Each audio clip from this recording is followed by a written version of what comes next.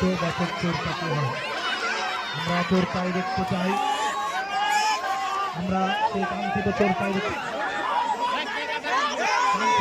দেখতে চাই।